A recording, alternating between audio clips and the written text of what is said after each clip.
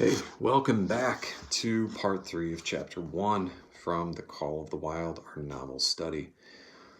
Here we go. This is a shorter section than last time, a little less violent, but Buck is going to find himself where he's going to stay for quite a while. So it's an interesting part of the setting of this book is coming up in this first chapter, part 3.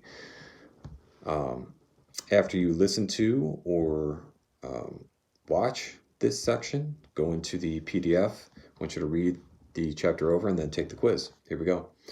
He was beaten. He knew that, but he was not broken. He saw, once for all, that he stood no chance against a man with a club. He had learned the lesson, and in all his later life he never forgot it. That club was a revelation.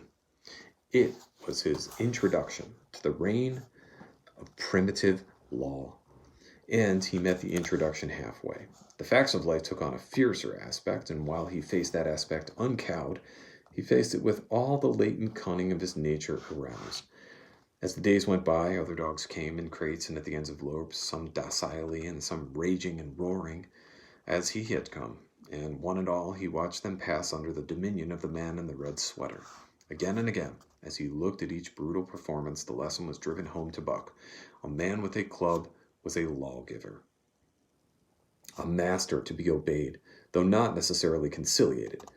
Of this last Buck was never guilty, though he did see beaten dogs that fawned upon that man and wagged their tails and licked his hand. Also, he saw one dog that would neither conciliate nor obey, finally killed in the struggle for mastery.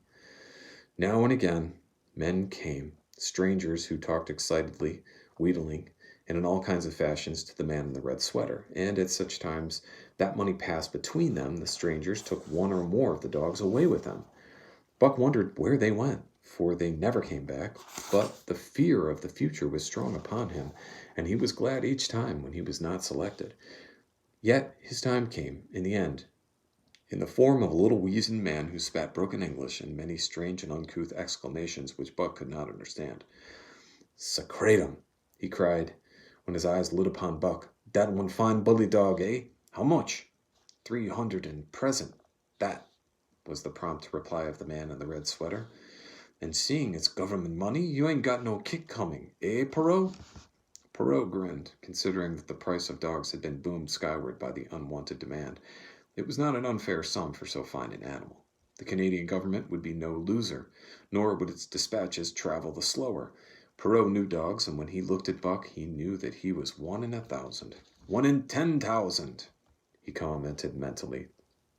Buck saw money pass between them and was not surprised when Curly, a good-natured Newfoundland, and he were led away by the little weazened man. That was the last he saw of the man in the red sweater. And as Curly and he looked at the receding Seattle from the deck of the Norwal, it was the last he saw of the warm Southland. Curly and he were taken below by Perot and turned over to a black-faced giant called Francois. Perot was a French-Canadian and swarthy, but Francois was a French-Canadian half-breed and twice as swarthy. They were the new kind of men to Buck, of which he was destined to see many more. And while he developed no affection for them, he nonetheless grew honestly to respect them. He splendidly learned that Perot and Francois were fair men, calm and impartial in administering justice, and too wise in the way of dogs to be fooled by dogs. In the tween checks of the Norwal, Buck and Curly joined 2 other dogs. One of them was a big snow-white fellow from Spitzbergen who had been brought away by a whaling captain and who had later accompanied a geological survey into the Barrens. He was friendly, in a treacherous sort of way, smiling into one's face the while he meditated some underhanded trick, as, for instance, when he stole from Buck's food at the first meal. As Buck sprang to punish him, the lash of Francois's whip sang through the air, reaching the culprit first, and nothing remained to Buck but to recover the bone. That was fair of Francois, he decided, and the half-breed began his rise in Buck's estimation.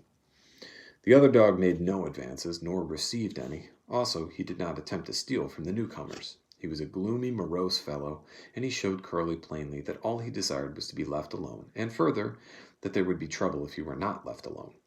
Dave, he was called, and he ate and slept or yawned between times and took interest in nothing, not even when the Norwal crossed Queen Charlotte Sound and rolled and pitched and bucked like a thing possessed.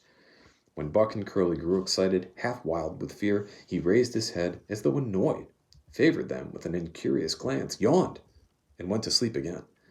Day and night, the ship throbbed to the tireless pulse of the propeller, and though one day was very like another, it was apparent to Buck that the weather was steadily growing colder. At last, one morning, the propeller was quiet, and the Narwhal was pervaded with an atmosphere of excitement. He felt it, as did the other dogs, and knew that a change was at hand. Francois leashed them and brought them on deck. At the first step upon the cold surface, Buck's feet sank into the white, mushy something very like mud. He sprang back with a snort. More of this white stuff was falling through the air. He shook himself, but more of it fell upon him. He sniffed it curiously and then licked some up on his tongue. It bit like fire, and the next instant was gone. This puzzled him. He tried it again, with the same result. The onlookers laughed uproariously, and he felt ashamed. He knew not why, for it was his first snow. All right, thanks for enjoying this third part of Chapter 1, Call of the Wild. Remember, you may listen to it again, and I also want you to take a look at the reading PDF of Chapter 1. Go into this day's folder, go back out of here, back into this day's folder, take the quiz, and make sure you submit it. Okay, hope you enjoyed Chapter 1, guys. I know I did. I look forward to seeing you soon. Take care.